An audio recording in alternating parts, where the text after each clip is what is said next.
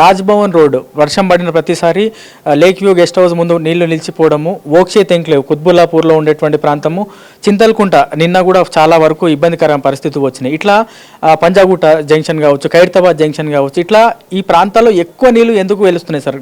గడిచినటువంటి కొన్ని సంవత్సరాల నుండి అట్లనే ఉండే వాటికి మీరు వర్క్ చేసినారు, అయినప్పటికీ కూడా మళ్ళీ సేమ్ సిచ్యువేషన్ ఎందుకు ఉత్పన్నమవుతుంది? అంటే పంజాగుట్ట మనకు మేజర్గా మీరు చెప్పిన 2-3 లేక్ వ్యూ గెస్ట్ హౌస్ ఉందండి. Lake view guest house that level is less than the నాలా లెవెల్. మనకు హుసేన్ సాగర్ పక్కనే ఉంది.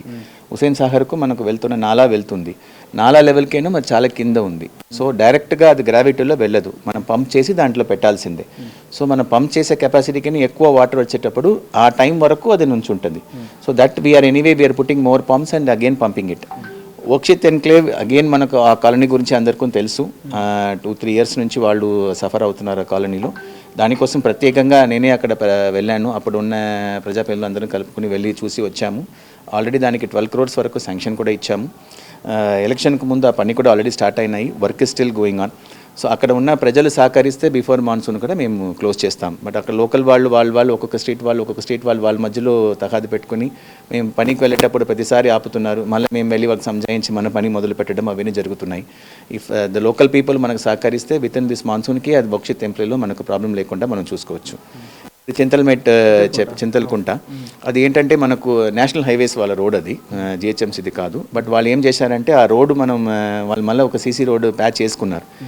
చేసేటప్పుడు వాళ్ళు ట్రెడిషనల్గా వాటర్ వెళ్ళే క్యాచ్ పిట్స్ అవన్నీ కూడా మూసేశారు.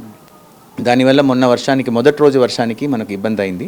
ఇమీడియట్గా ఎన్హెచ్ వాళ్ళు ఏం చేశారంటే సైడ్లో ఉన్న చిన్న పాత్వేని కొట్టేసి ఆ వాటర్ని వాళ్ళు డ్రైన్ చేయడం జరిగింది. సో రెండో రోజు వర్షం పెట్టేటప్పుడు అక్కడ పెద్దగా నీళ్ళు నుంచలేదు. మేము ఎన్హెచ్ వాళ్ళతో ఆల్రెడీ టచ్లో ఉన్నాము. సో ఈసారి కూడా వాళ్ళు పర్మనెంట్ సొల్యూషన్ దానికి కూడా బిఫోర్ మాన్సూన్ చేస్తామని చెప్పారు. సార్ ఇప్పుడు ఐటీ వాళ్ళు ఎక్కువ ఉండే, లేకపోతే షెల్లింగంపల్లి పెద్ద ఏరియా, చందానగర్ ఆర్యూబీ రెగ్యులర్గా నిన్న కూడా వర్షాలు వచ్చినాయి, అక్కడ టీం ఉండాల్సింది వచ్చింది. ఇక్కడ బండ్లగూడ దగ్గర కూడా డిఆర్ఎఫ్ టీంలు వాటర్ క్లీన్ చేస్తూ ఉన్నాయి. ఎందుకు సార్ ఈ చందానగర్ ఆర్యూబీ కానీ ఇటువైపు కానీ ఎందుకు అట్లా? చందానగర్ ఆర్యూబీ అగైన్ అక్కడే మనకు నాలాకేనం చాలా తక్కువ కింద ఉన్నాయి.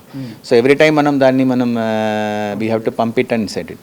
ఇదే లింగంపల్లి ఆర్యూబీ కూడా మనకు లాస్ట్ ఇయర్ దాకా ప్రాబ్లం ఉండేది. బట్ ఈసారి మనం ఏం చేసామంటే దానికి పర్మనెంట్ సొల్యూషన్ కింద నాలా వైడెన్ చేసుకుని మనకు వాటర్ని త్వరగా తీసుకెళ్ళి కొంచెం దూరం ఉన్న నాలాలో కలపడానికి ప్రయత్నం చేశాము.